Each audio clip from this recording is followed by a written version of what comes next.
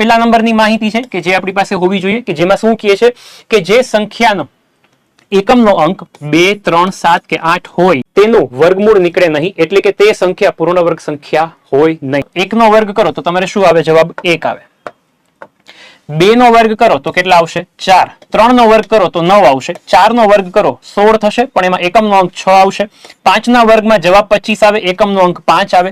6 ના વર્ગમાં જવાબ 36 આવે, એકમનો અંક 6 આવે. 7 ના વર્ગમાં જવાબ 49 આવે, એકમનો અંક જે છે એ 9 આવશે. 8 ના વર્ગમાં જવાબ 64 આવે, એકમનો અંક 4 આવશે. 9 નો વર્ગ કરો તો એમાં એકમનો અંક જે છે શું આવશે? 1 આવશે. બરાબર છે. તો આપણે જોયું કે 1 થી લઈ અને 10 સુધીમાં 10 નો વર્ગ કરો તો છેલ્લે 0 આવે. બરાબર છે. તો આપણે જોયું કે અહીંયા આપણે જે સંખ્યાનો 1 થી લઈને 10 સુધીમાં સંખ્યાનો વર્ગ કરીએ તો ક્યાંય પણ એકમના અંકમાં તમને 2, ત્યાર પછી 3, 7 કે 8 જોવા મળતી નથી. બરાબર છે. તો આ ટેબલને આ માહિતીના આધારે આપણે જે છે એવું કહી શકીએ. હવે આગળ જતા એ ઇન્ફોર્મેશન પણ આપને હું પ્રોવાઈડ કરું કે તમે 1 નો વર્ગ કર્યો 1 આવ્યો, તમે કદાચ 11 નો વર્ગ કરો વિદ્યાર્થી મિત્રો, તો 11 નો વર્ગ કેટલો થશે? 121. એકમનો અંક તો 1 જ આવશે. તમે 12 નો વર્ગ કરો 144, તો એમાં એકમનો અંક 4 આવશે.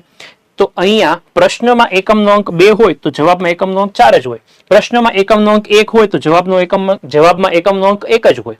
ખ્યાલ આવ્યો? તો આ માહિતીના આધારે આપણે એવું કહી શકીએ કે જે પણ ઓપ્શનમાં એકમનો અંક જે છે એ 2, 3, 7 કે 8 હોય એવા ઓપ્શન જે છે ડાયરેક્ટલી એલિમિનેટ થઈ જાય.